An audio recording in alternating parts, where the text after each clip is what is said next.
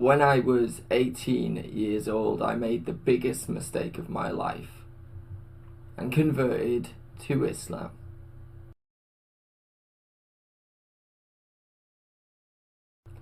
Hi guys, it's Joseph Colden, and I wanted to make this video because after the interview with Anne-Marie Waters, a few questions came up, were given to me in the comments, and I thought I need to make this video quite clear of where I've been and where I am now.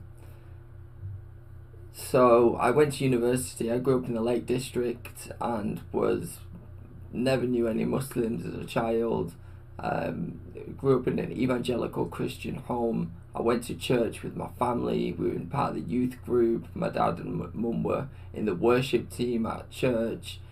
You know, it was kind of an idyllic childhood. But when I got to 18 and wanted to go to university, because where I grew up is very small, I went to Preston University of Central Lancashire, and you kind of get open to new ideas, and it's the time of experimentation. So I was put into dorms, in mixed dorms, and one of my dorm mates was a Muslim. So we used to, it was in Ramadan, and they were fasting and praying, and I was kind of fascinated about the way that they pray. You know, just the bowing and the reading and the language that I'd never heard. And I used to kind of join them for breaking the fast, even though I'd not fasted and I'd probably been out getting drunk and what have you. They used to still say, come in. It's where you're given the first kind of cushioning of the convert lie. So, you know, I left university and kind of had a bit of an understanding that Muhammad came after Jesus, and, you know, I didn't fully understand it, but I went to work in the hospital, and I got a job in the CSSD unit, which is tools and instruments for the hospital. They provide all the tools and instruments for the surgeries that go on.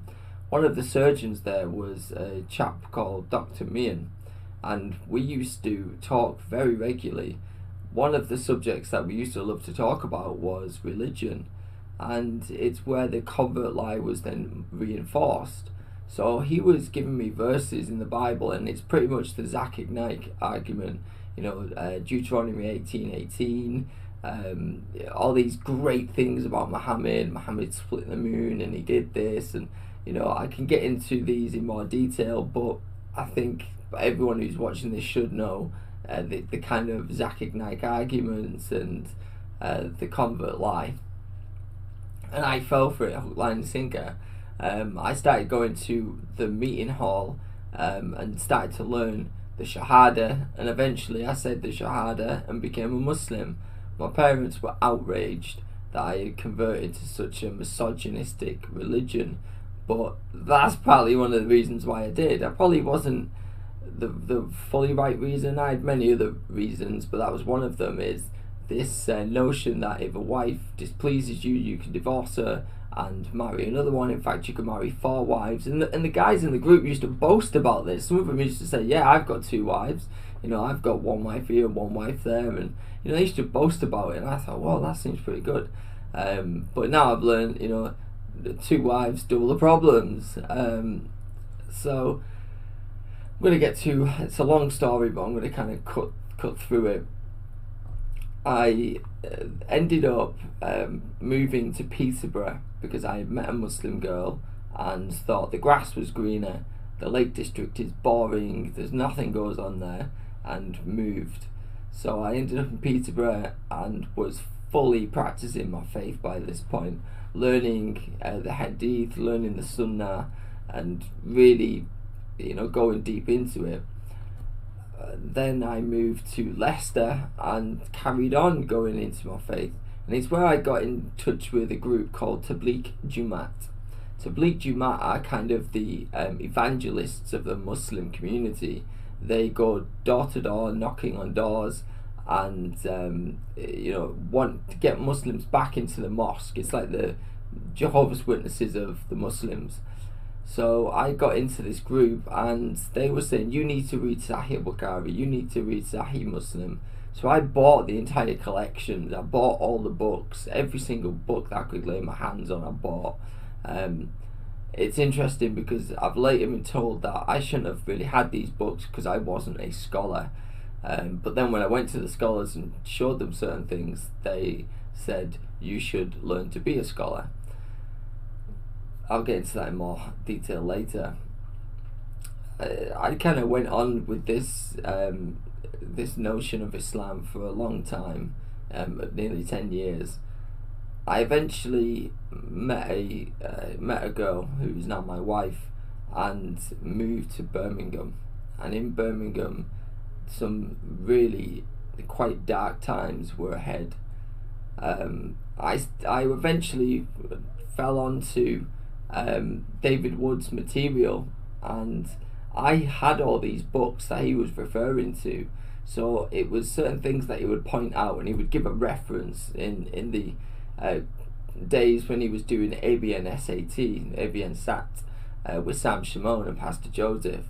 So he was giving references, and he knew his stuff. He really knew his stuff. So I was writing this down and constantly writing everything he said and then researching it, and I was like, whoa, this is really in here about the stuff of the sheep verses, and it's the satanic verses, things in the Quran, things in the Hadith. I really thought this is some compelling argument here.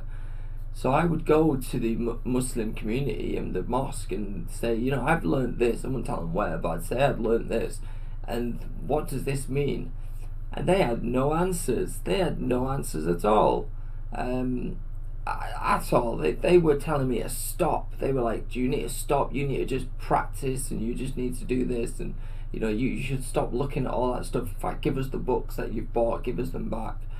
I wasn't giving them books back. I knew that these books, I've been given these books for a reason, and I've kept on to them to this very day. During my time in Birmingham, while I was with my wife, she got onto my notes, and she was reading all these notes, and she started on her own journey. She actually started to pick up Sahih Bukhari and look at the things that I was writing down. So it would have something like Quran verse, and then the section about it underneath and what it really means, and then say the commentary and things like that. She started to research it, and one day I think we had this conversation of, was Muhammad really just a fake prophet? Was he a fake prophet? And we both agreed that he was. So where does that leave us? Both of us now have come to the same understanding. At this time, I started to not pray like a Muslim. I actually went back to praying as a Christian and opening my arms and heart up to God, spending times in prayer, reading the Bible, and God really spoke to me. In these times, my mental health was quite bad, and I was really suffering because I was lonely in Birmingham. And something quite amazing happened. Nina, my wife, started on her journey to becoming a Christian as well. Later that summer, she was baptized in a Pentecostal church in Birmingham, and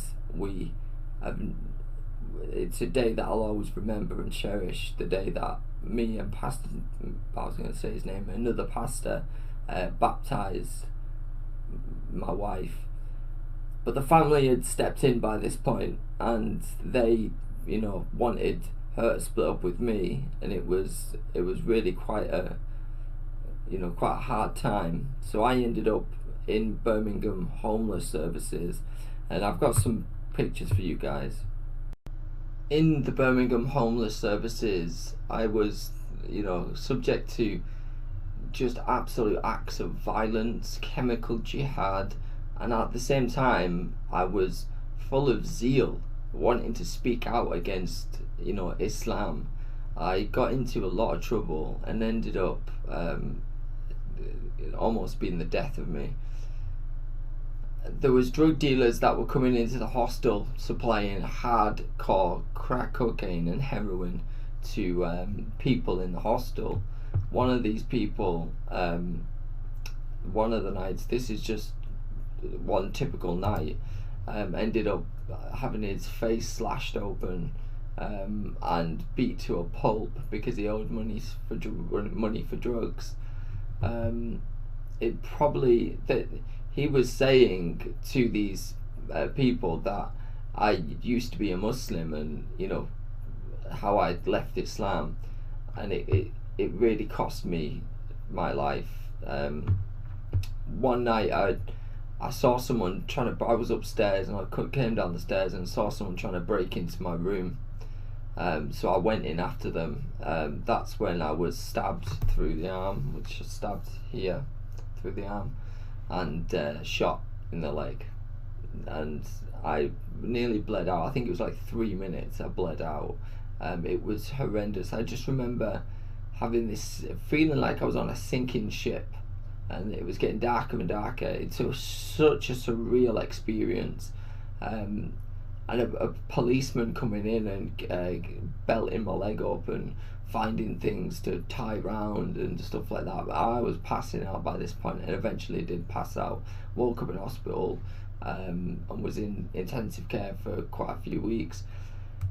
But I still had nowhere to kind of live, so I ended up moving into another hostel from the hospital, and from that hospital the people found out where I lived, and decided to run me over. So one day I was walking out with my dog, and my dog broke loose of the lead. She must have been pulling so hard because a transit van was revving so fast that it was screaming down the street. It hit me, and I ended up like this.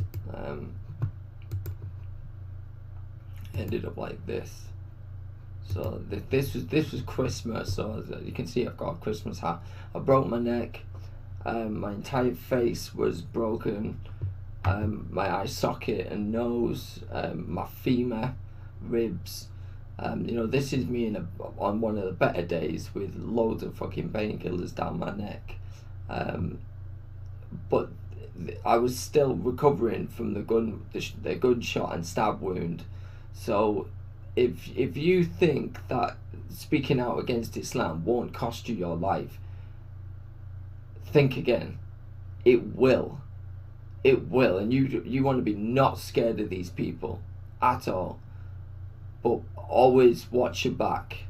Always watch your back, because I'm very, very cautious now of where I go, who I speak to, and what I say, and what have you, because it can end up like this,